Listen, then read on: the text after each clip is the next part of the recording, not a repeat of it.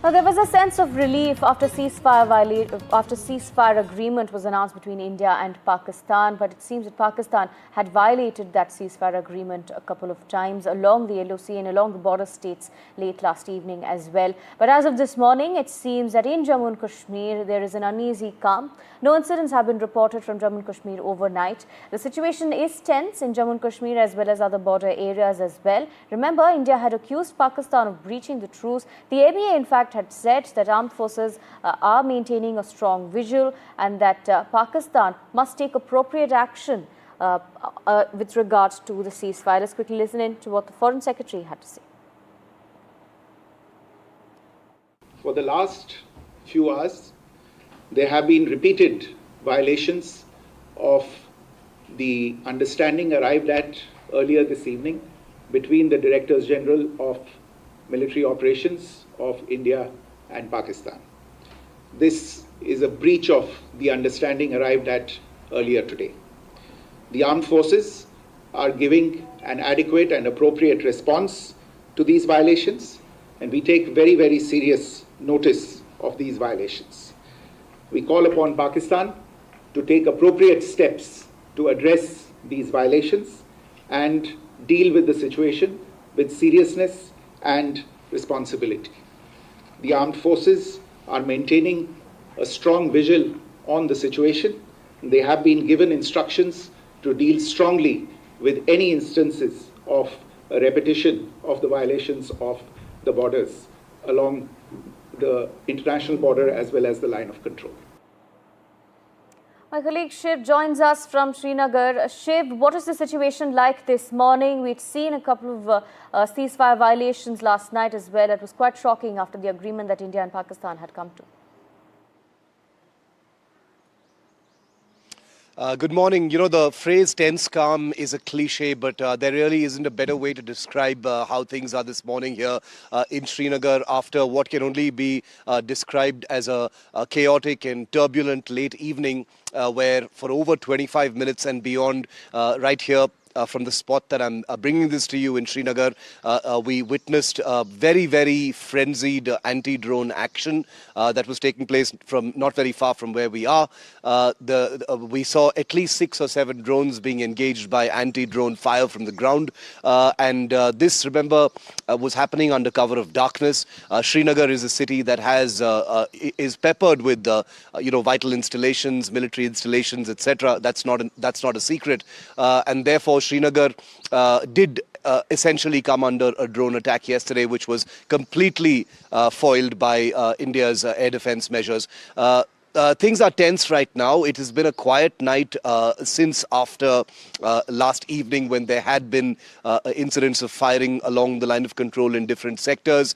But the fact that last night saw zero firing at the line of control and nothing happening in terms of any drone action is actually a thing of a record, which means that in the last 16 days, last night was the first night where there hasn't been any reported fire anywhere on the line of control, no drone activity anywhere, no hostile action seen anywhere, literally in any sector. So that marks a first. It bodes well as far as the ceasefire is concerned. I imagine that Foreign Secretary Vikram Misri's message yesterday, which would have been based on a strong message that India sent out, saying that if some firing post the ceasefire can be put away as teething troubles, the initial hours after the ceasefire, or someone trying to play dirty and derail what really happened, that message may probably have hit home overnight. And that's the reason why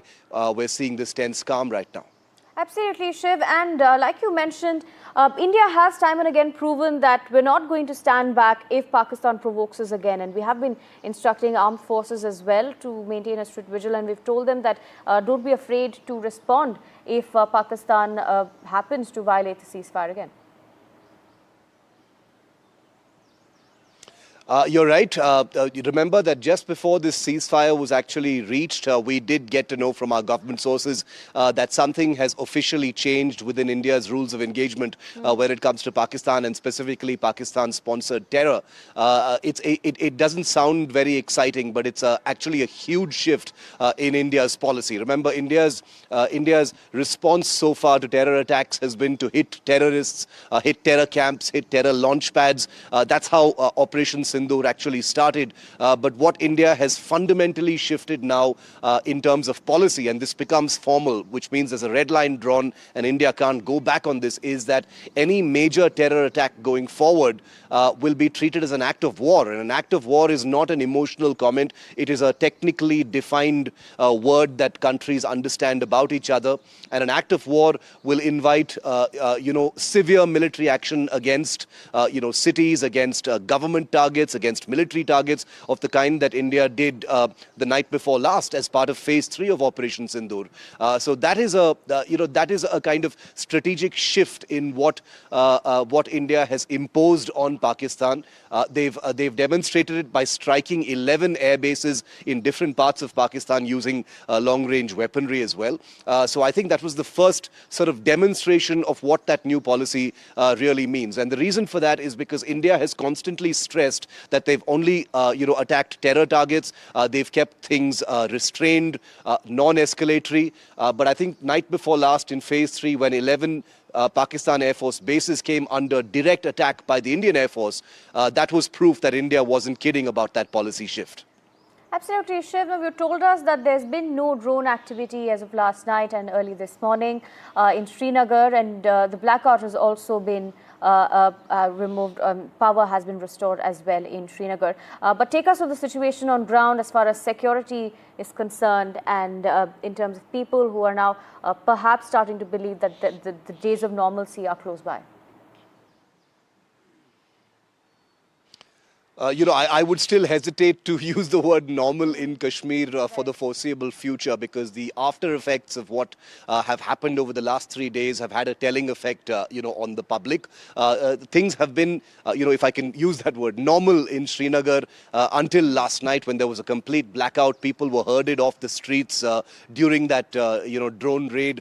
It's something that we didn't see in the last 15 days. So that did cause, a little bit of a stir here in Srinagar. But I have to be very honest with you. This morning, things seem to be straight back to normal. There's traffic on the streets. People are going about their normal work. It's a chilly Sunday morning here. But I think the sheer levels of energy and high octane combat that we've seen take place over the last 3 or 4 days, and some of that actually reaching Srinagar from morning till evening yesterday, has meant that even though the people of Kashmir are used to turbulence and unpredictability, yesterday hit very close to home. And I think that will have an effect on how the people carry on with their lives. Also remember that the fact that India and Pakistan almost went to war before that ceasefire means that there will be heightened security across the board. There will be, additional issues like checks and, crossing points everywhere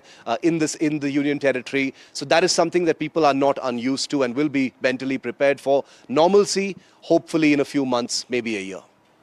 Thank you, Shiv, for joining us and bringing us those details from the ground. Continue tracking the situation for us there in Srinagar.